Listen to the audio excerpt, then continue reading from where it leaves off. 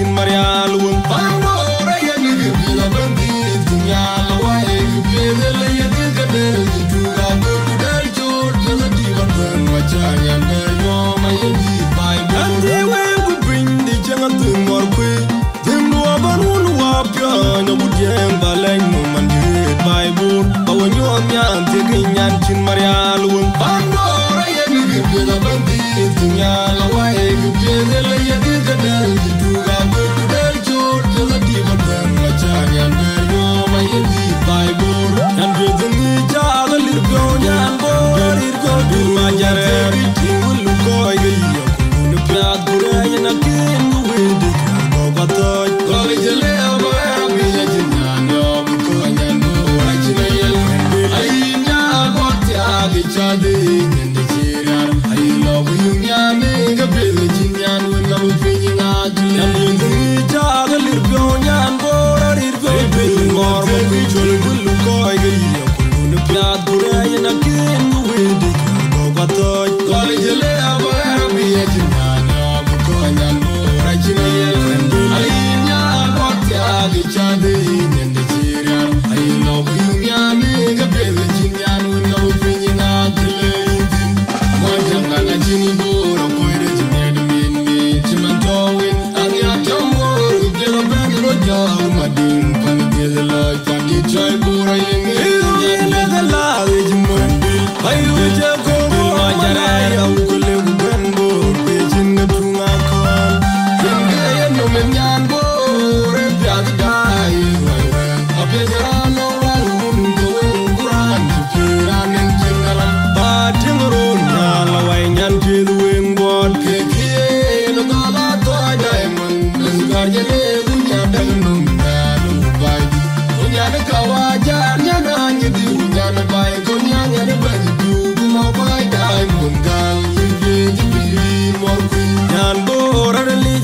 Bye, now live a jam, but don't feel the will get to your lawyer. Put your men on the line, the Jimani, Yarmo control, Yaju, the no machine, Yaju, I will be more like Chenya, you can go early that you buy, now live a jam, but don't feel the will get to your lawyer. Put your men on the line, the Jimani, Yarmo control.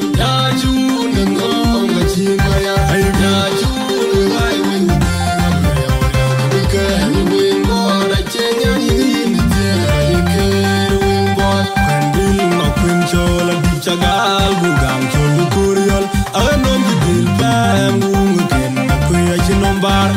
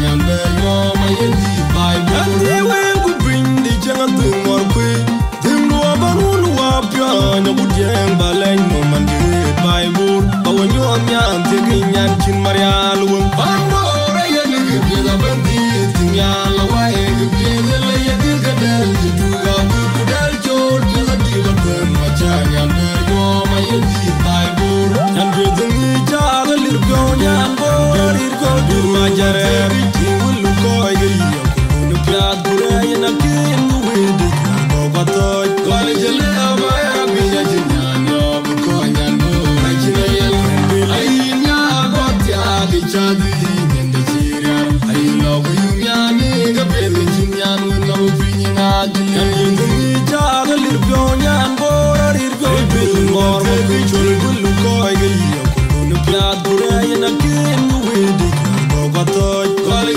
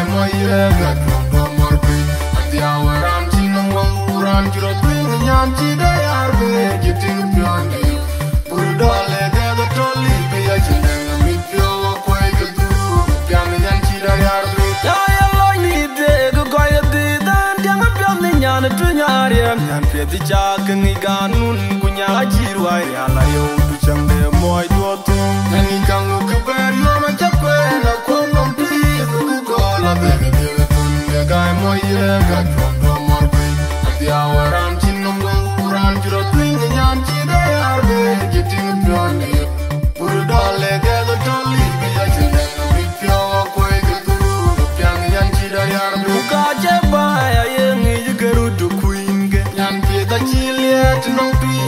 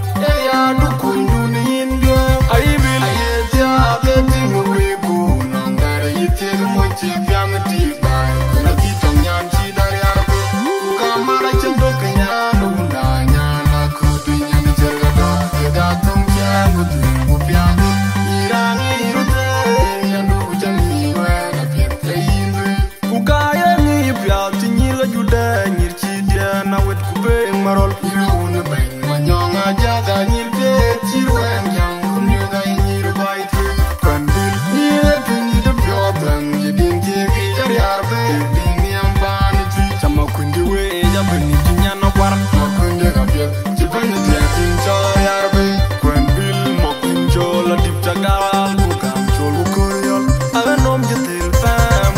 ken mokwe chinombar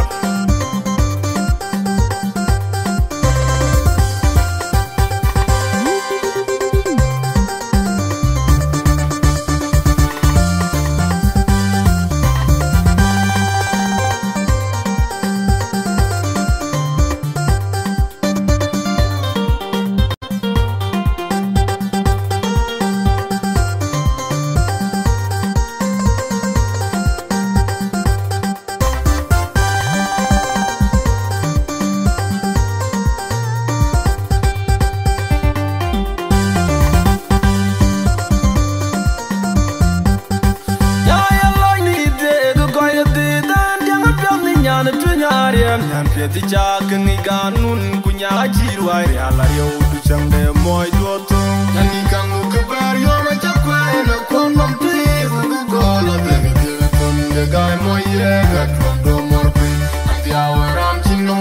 ran jiro ten nyam chi da yar be jitin pyonge